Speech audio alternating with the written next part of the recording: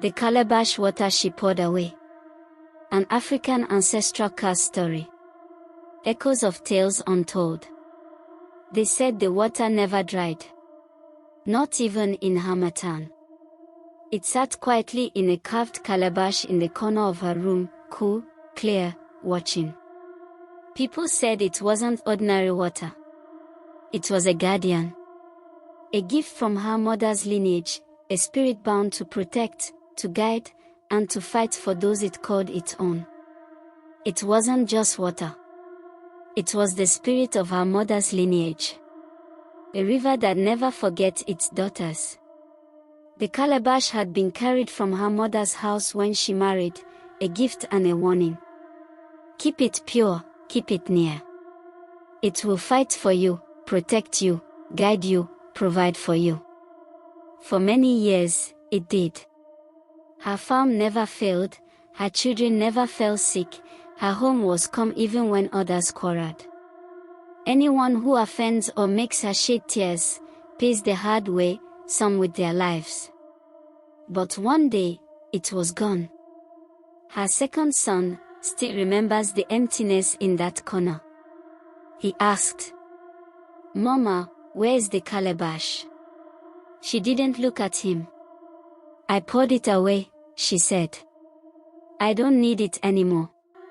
I don't want that life anymore."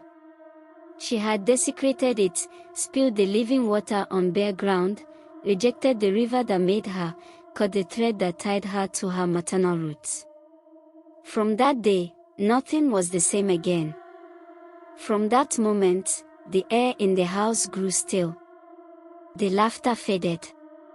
And one by one, the signs began to show all round. Her husband died from a long mysterious sickness, a painful death everyone knew about. Her first son, healthy, successful, married, but with no child.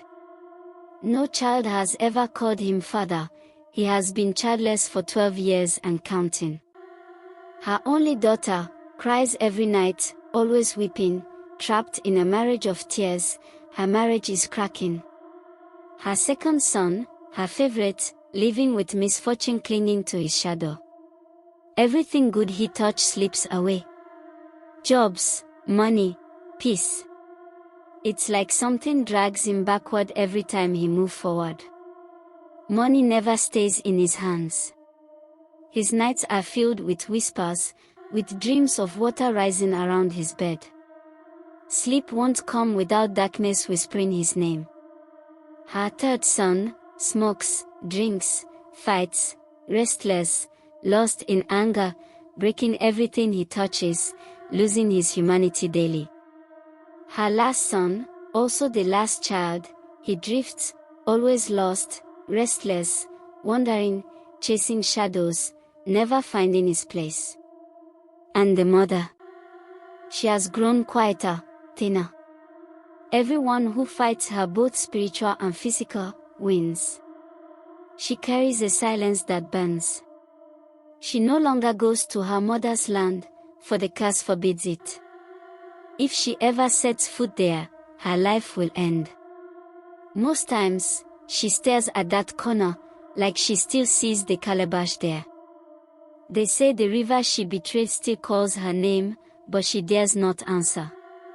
Because the power she rejected forbids her from ever stepping foot into her mother's compound again. If she does, she will die. So she sits here, praying to a God she hopes will listen, afraid of a river that no longer does. Now she prays from afar, but the gods she abandoned do not answer.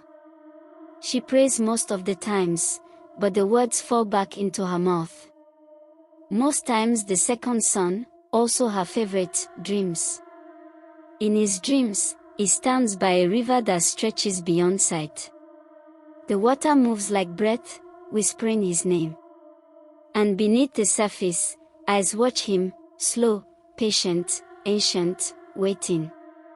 A woman's voice calling him. Come home. But he doesn't know where home is anymore. He wakes up from the dream, drenched in sweat, the smell of wet earth in the air. Every night, the dream returns. And every morning, he feels the river drawing closer. He once told me, "I feel like something's following me, waiting for me to make a choice. Maybe I should go to the village and pour new water into a new calabash."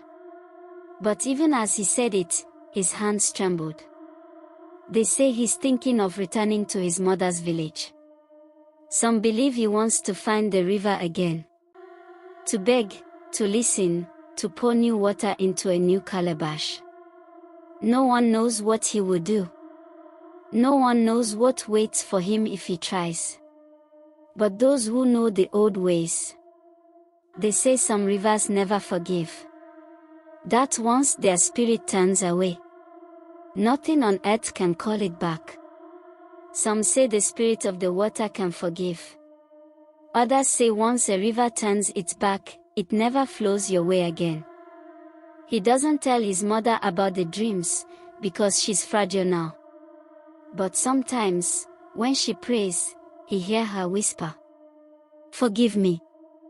Now the family lives between silence and shadow, haunted by what was poured away, and by what still waits beneath the water. Tell me, do you think he'll find peace if he goes back? Or will the river claim what was always hers? If you were him, would you dare to return?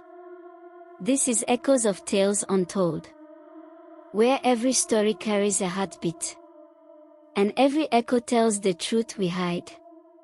Like, comment, subscribe and turn on notification button for more stories that speaks to your soul.